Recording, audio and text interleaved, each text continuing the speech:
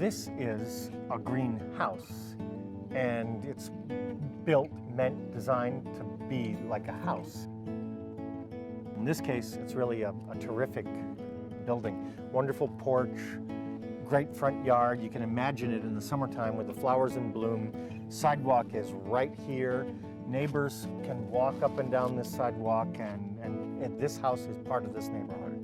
You know, we say in the greenhouse, a third of it is the house. Mm-hmm. So 2/3 is operations and philosophy, but the house is a critical foundation. Yeah. So it is. It's about scale, it's about pattern, it's about creating a place for the rhythm of life to occur, but it's only the beginning. It can't be the end of what you do. Absolutely.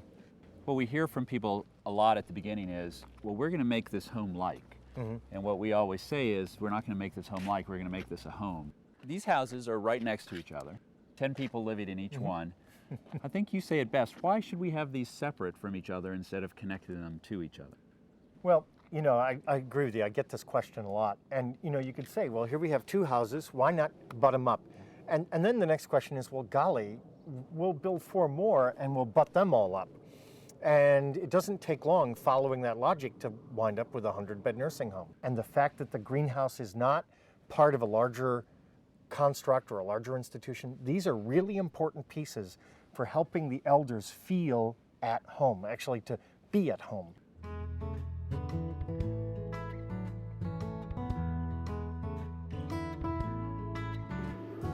Hey, Emma. How are you? Really good. Thanks for having us at the house. Oh, welcome to the Garfield house. Thanks so much, Welcome. Emma. Good to Welcome. see you. It's nice to meet you. Welcome to the Garfield. Thank you. So, this is the hearth. The hearth is really based on this idea that a real home needs a focus, needs a center that kind of holds life together.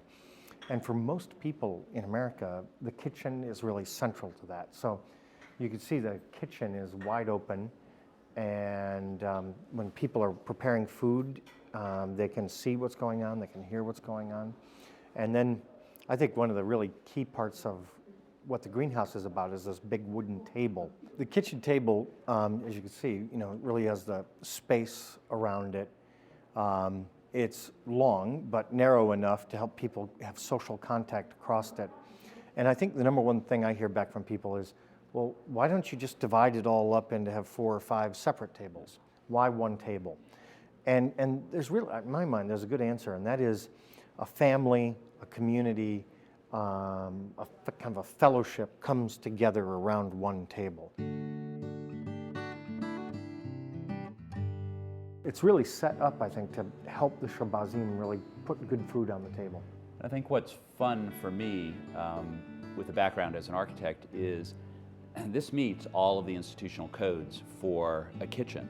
It has the dishwashing area separate from the food prep area. It has the different sanitation controls, but it looks like the kitchen in your house. So it has the same warmth, it has the same feeling of a place you really want to gather. It has the counter for elders to pull up and be part of the conversation or part of the meal preparation, the sink on the other side for them to use when they need it.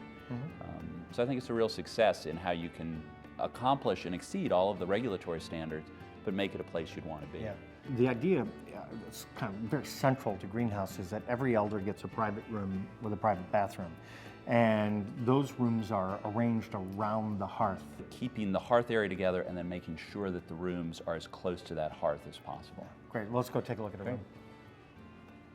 I think one of the things you can see is that people can bring their own furniture. You can see that there are personal items out and safely displayed in a secure environment. In this case, a person is using a mobile adjustable bed. In other cases, in other greenhouses, people bring their own bed, if that's what works for them. Up here, we have what I think is one of a really wonderful piece of technology, which is an overhead track lift, which is adjustable and can be used to help somebody who cannot get up out of a wheelchair or a seat, and can help somebody get into bed, get out of bed. This track can actually adjust and take a person right into the bathroom, and we'll take a look at the bathroom too. From my opinion, there's all kinds of cool stuff in here. As you can see, the grab bar kind of goes across, but can be removed at a future point if you're going to use the lift and be coming in this way. I think it's very clever. And a roll-in shower with a floor drain here. So the old idea of kind of taking people down the hall to the big tub room and bathing people in sequence in a semi-public way, that's out, gone. And what we have here is a medicine cabinet. And that contains kind of the medications that the person living in this room needs, and it's secure. And it is much more like a person's home than a nursing home is, where the medications are rolled around on a cart. So it's really about breaking down the institution. It's taking the medicine out of the common areas and returning it to the private space. It's about giving people control over their environment, whether it's temperature or privacy or a door that they can close and be by themselves. Right.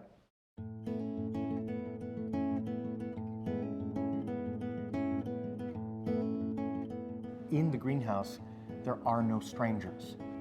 It's important in the greenhouse to have places where families can gather, where elders can come together, where shabazim and elders can come together, where life can be lived in common. And that's the sum of the hearth and what it's all about.